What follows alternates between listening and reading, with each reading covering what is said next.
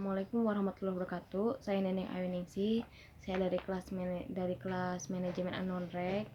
2 non-reg. Di sini saya akan mempresentasikan tentang makna tauhid dari Quran surat Al-Anbiya ayat 25 dan Quran surat Muhammad ayat 19. Ini tugas 3 dari tugas AIKA guna untuk memenuhi mata kuliah AIKA. Kita langsung ke makna tauhid dari Quran surat Al-Anbiya ayat 25. Di sini Quran surat Al-Anbiya ayat 25 yang artinya, dan kami tidak mengutus seorang rasul pun sebelum kamu melainkan kami wahyukan kepadanya bahwasannya tidak ada Tuhan yang hak melainkan aku, maka sembahlah olehmu sekalian akan aku.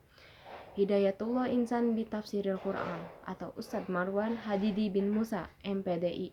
Tugas para rasul sejak Nabi Adam sehingga Nabi Muhammad adalah menyampaikan wahyu kepada umatnya. Dan kami tidak mengutus seorang rasul pun, baik yang disebutkan namanya di dalam Al-Quran maupun yang tidak disebutkan, sebelum engkau Muhammad, melainkan kami wahyukan kepada ajaran tauhid yang menjadi ajaran dasar para nabi, bahwa tidak ada Tuhan yang berhak disembah selain aku, maka sembahlah aku dengan mengikuti petunjukku. Menanggapi ajaran tauhid itu, mereka orang-orang musyrik Mekah berkata tanpa argumentasi yang masuk akal, Tuhan yang Maha Pengasih telah menjadikan para malaikat sebagai anak Tuhan. Allah pun membantah pandangan sesat itu dengan mengatakan bahwa Maha Suci Dia dari segala sifat yang dinisbahkan kepada Allah. Sebenarnya mereka para malaikat itu adalah hamba-hamba yang dimuliakan, senantiasa bertasbih, memuji Allah, mematuhi perintahnya tanpa pernah membantah sedikit pun. Itu dari makna tauhid dari Quran surat Al-Anbiya ayat 25. Dan ini makna tauhid dari Quran surat Muhammad ayat 19 yang artinya, maka ketahuilah bahwa sesungguhnya tidak ada Allah sesembah Tuhan selain Allah, dan mohonlah ampunan bagi dosamu dan bagi dosa orang-orang mukmin, laki-laki dan perempuan. Dan Allah mengetahui tempat kamu berusaha dan tempat kamu tinggal. Mengetahui mengharuskan untuk mengakui dengan hati dan mengenal makna atau kandungan yang dituntut untuk diketahui dan menjadi sempurna adalah ketika mengerjakan konsekuensi mengetahui keesaan Allah adalah fardu ain bagi setiap manusia. Di antara cara untuk mengetahui bahwa tidak ada Tuhan yang berhak disembah kecuali Allah adalah sebagai berikut. 1. Mendaburi atau memikirkan nama-nama, sifat-sifatnya dan perbuatannya yang menunjukkan kesempurnaannya, keagungannya dan kebesarannya. Hal ini menghendaki seseorang beribadah hanya kepada Allah yang maha sempurna, di mana semua pujian, kemuliaan, keagungan dan keindahan miliknya. Yang kedua, mengetahui bahwa Dia yang sendiri menciptakan dan mengatur alam semesta, sehingga dari sini diketahui bahwa Dia yang satu-satunya berhak disembah. Yang ketiga, mengetahui bahwa Dia yang sendiri memberi nikmat baik yang tampak maupun yang tersembunyi, baik nikmat agama maupun nikmat dunia. Hal ini tentu akan membuat seseorang bergantung hati kepadanya dan mencintainya serta beribadah kepadanya. Yang keempat, kita telah melihat dan mendengar nikmat dan pertolongan yang Allah berikan kepada mereka yang mentauhidkannya, serta hukumannya kepada orang-orang yang menyekutunya. Yang kelima, mengetahui sifat patung dan berhala yang disembah di samping Allah ternyata ia penuh dengan kekurangan dari berbagai sisi. Jatnya fakir, tidak berkuasa memberi manfaat terhadap dirinya, dan para penyembahnya tidak mampu menghidupkan dan mematikan serta mampu menolong para penyembahnya. Hal ini pun sama menghasilkan pengetahuan bahwa tidak ada yang berhak disembah kecuali Allah Azza wa Jalla. Yang keenam, sepakatnya semua kitab samawi menyatakan hanya Allah yang berhak disembah. Yang ketujuh, manusia pilihan yang paling sempurna akal, akhlak, pandangan dan ilmunya yaitu para nabi dan rasul, serta para ulama bersaksi terhadap keesaannya.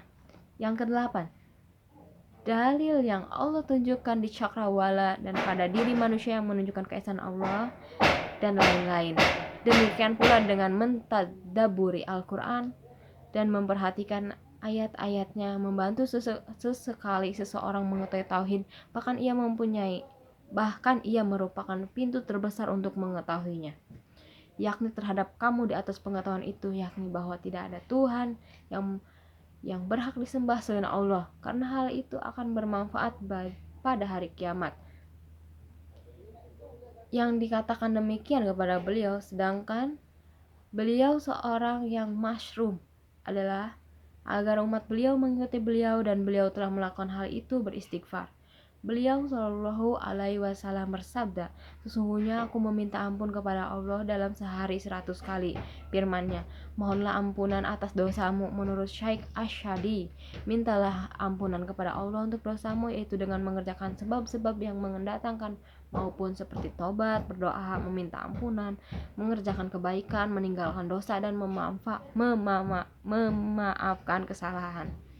Ini adalah pemuliaan beliau kepada mereka. Hal itu karena dengan sebab keimanan mereka, maka sebab memiliki hak atas orang mukmin, baik laki-laki maupun wanita. Di antara hak tersebut adalah didoakan dan dimintakan ampunan untuk dosa mereka. Dalam perintah memintakan ampunan untuk mereka yang isinya mengandung penyingkiran dosa dan hukuman terhadap mereka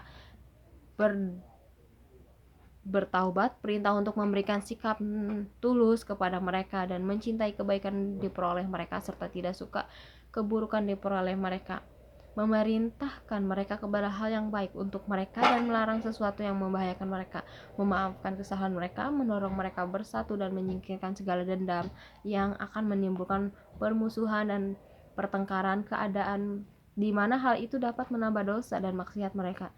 Dia mengetahui semua keadaanmu dan tidak ada satupun yang samar baginya. Dia mengetahui semua keadaan dan tidak ada yang samar baginya. Oleh karena itu berhati-hatilah, jangan sampai mendurhakainya. Ada pula yang mengartikan tempat usahamu, yakni di dunia, dan di tempat tinggalmu, yakni di akhirat. Jadi makna tauhid dari Quran surat Al-Anbiya ayat 25 dan Quran surat Muhammad ayat 19 adalah, jadi tidak ada Tuhan yang patut disembah selain Allah Subhanahu wa taala. Jadi kayak berhala-berhala itu tuh tidak ada gunanya, tidak ada ininya. Mungkin hanya segitu yang dapat saya sampaikan, kurang lebihnya saya mohon maaf. Wabillahi taufiq wal hidayah. Wassalamualaikum warahmatullahi wabarakatuh.